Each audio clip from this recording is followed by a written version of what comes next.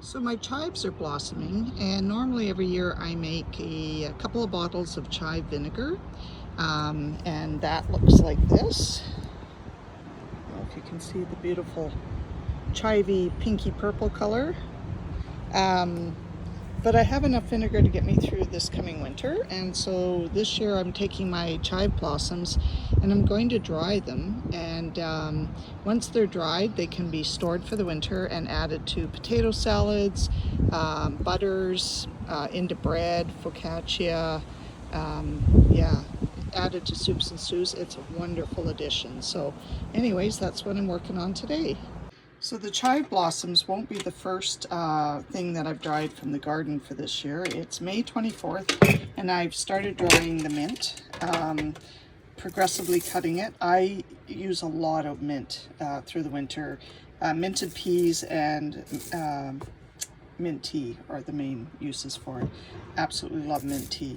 So I start as soon as I can collecting the mint leaves and try to get about 6 of these jars full to get me through the winter.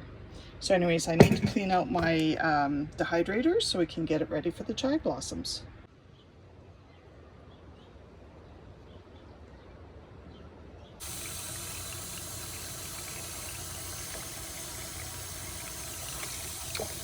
The chive blossom can be dried as is, but what I prefer to do is cut them, the little flowerets, sort of like a broccoli idea, the way it grows.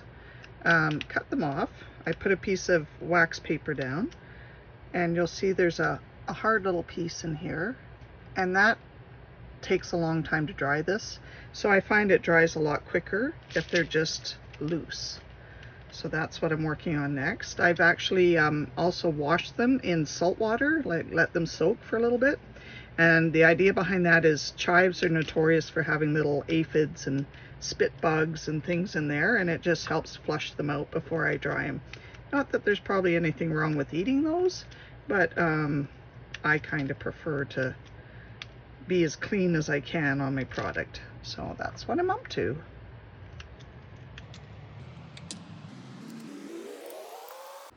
So you can see now all the little flowerets that form the bulb or the blossom are now all separated.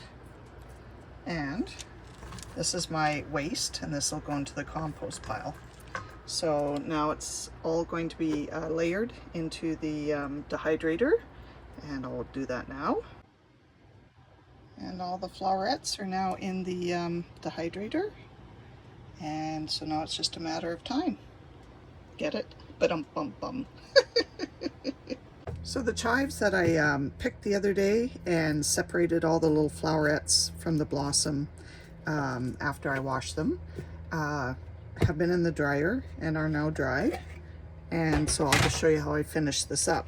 So you want to dry these little flowerets, I think they're called, until they are like powder dry. And you can see how that just, I don't know if you can see it, but it will just disintegrate, and that's what you want. You don't want any moisture left in your product.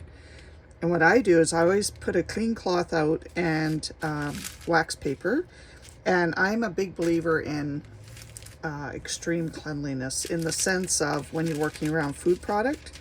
And so I've bleached my countertop, and even though I've done that, I still put down a clean cloth, and the wax paper is to make it easier to put it into the little spice jar. So we just want to dump it out and get it all, because it's like gold. And you can actually powder this so that it's like a fine powder. I prefer to leave it in flowerets.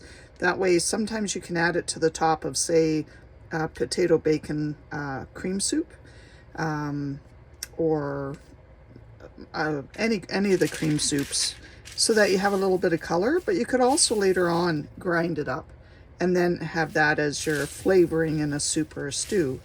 And you can see it's just lovely. I think it's beautiful.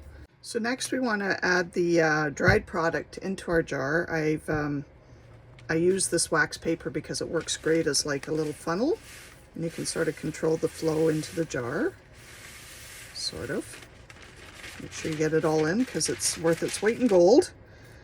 And don't know if you can see that. There we go. So that's my first jar of chives. And as you can see, I've done another picking, and so I'll be repeating this and probably get throughout the season 2 or 3 of these jars. And that'll be enough to get me through winter. These are just amazing. They're so oniony, but in a very nice floral way. So anyways, that's what I do with my recycled jars. When I have a spice jar that I've used all the product out of it, I always sterilize it in boiling water, and I always bleach the lid. And then once they're totally dry, and I usually dry the glass in a little oven, I put it somewhere very clean until it's ready to fill again. So I hope you enjoyed this. Have a great day. Thanks.